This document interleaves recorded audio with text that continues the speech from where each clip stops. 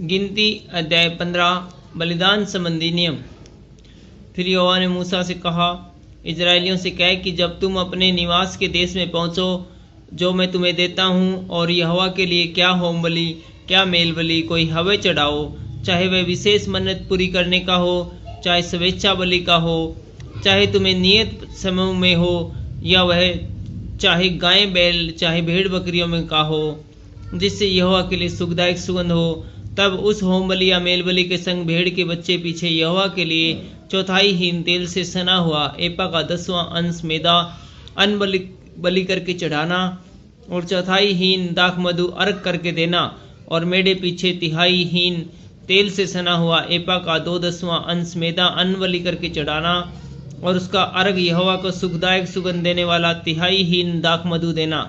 और जब तू यहोवा को होम बलि या किसी विशेष मन्नत पूरी करने के लिए बलि या मेल बलि करके चढ़ाए, तब बछड़े का चढ़ाने वाला उसके संग आधा हीन तेल से सना हुआ एपा का 3/10वां अंश मैदा अन्न बलि करके चढ़ाए, और उसका अर्घ आधा हीन दाख मधु चढ़ाए।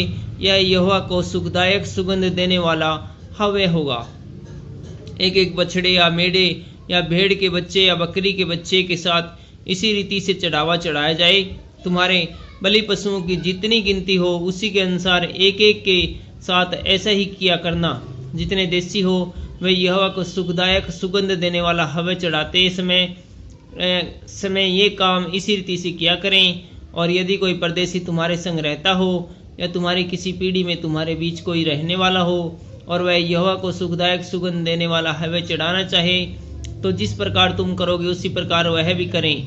मंडली के लिए अर्थात तुम्हारे और तुम्हारे संग रहने वाले परदेशी दोनों के लिए एक ही विधि हो। तुम्हारी पीढ़ी पीढ़ी में सदा की विधि ठहरे कि तुम हो, वैसे ही परदेशी भी यहोवा के लिए ठहरता रहे। तुम्हारे और तुम्हारे संग रहने वाले परदेशियों के लिए एक ही व्यवस्था और एक ही नियम है। फिर यहोवा ने मूसा से कहा, इजराइलियों को मेरा यह वचन सुना कि जब तुम उस देश में पहुँचो जहाँ मैं तुमको लिए जाता हूँ, और उस देश की उपज का अन्न खाओ, तब यहोवा के लिए उठाई हुई भेंट चढ़ाया करो। अपने पहले गूंथे हुए आटे की एक पपड़ी उठाई हुई भेंट करके यहोवा के लिए चढ़ाना। जैसा तुम खलिहान में से उठाई भेंट चढ़ाओगे, वैसा ही उसको भी उठाया करना। अपनी पीढ़ी पीढ़ी में अपने पहले गूंथे हुए आटे में से यहोवा को उठाई हुई भेंट दिया करना। अनजाने में किया गया पाप।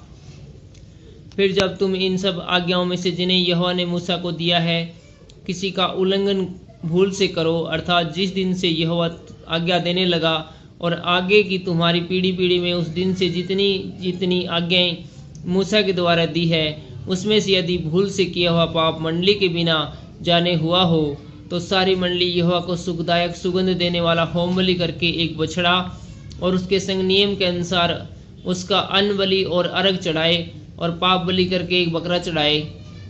तब याजक इजराइलियों की सारी मंडली के लिए प्रायश्चित करे, और उनकी क्षमा की जाएगी, क्योंकि उनका पाप भूल से हुआ, और उन्होंने अपनी भूल के लिए अपना चढ़ावा अर्थात यहोवा के लिए हव्य और अपना पाप बलि करके सामने चढ़ाया। इसलिए इजराइलियों को सारी मंडली का और उनके बीच रहने वाले परदेशी का भी वह पाप क्षमा किया जाएगा, क्योंकि वह सब लोगों के अनजाने में हुआ।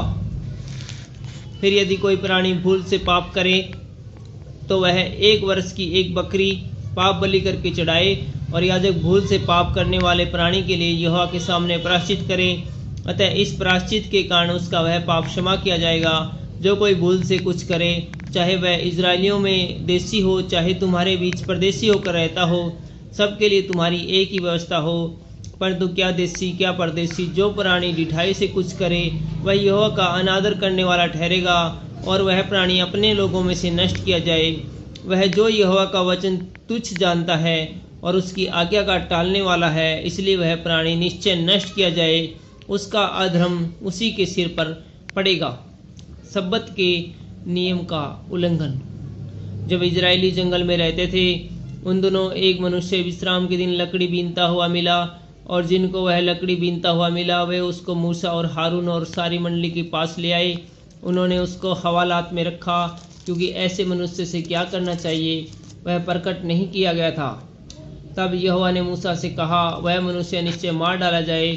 सारी मंडली के लोग छावनी के बाहर उस पर पथराव करे, इस प्रकार जैसा यहोवा ने मूसा को आज्ञा दी थी उसी के अनुसार सारी मंडली के लोगों ने उसको छावनी से बाहर ले जाकर उस पर पथराव किया और वह मर गया। समन कराने वाली झांझर। फिर यहोवा ने मूसा से कहा, इजराइलियों से कहे कि अपनी पीढ़ी पीढ़ी में अपने वस्त्रों के छोर पर झालर लगाया करना और एक एक छोर की झालर पर एक नीला फीता लगाया करना, और वह तुम्हारे लिए ऐसी झालर ठहरे जिससे जब जब तुम उसे देखो तब तब यहोवा की सारी आज्ञाएं तुमको समझ आ जाए और तुम उसका पालन करो, और तुम अपने अपने मन और अपनी अपनी दृष्टि के वश में होकर वह विचार न करते फिरो जैसा करते आए हो, परंतु तुम यहोवा की सब आज्ञाओं को स्मरण करके उनका पालन करो और अपने परमेश्वर के लिए पवित्र बनो। मैं यहोवा तुम्हारा परमेश्वर हूँ जो तुम्हें मिस्र देश से निकाल ले आया कि तुम्हारा परमेश्वर ठहरूं, और मैं तुम्हारा परमेश्वर यहोवा हूँ। Thank you.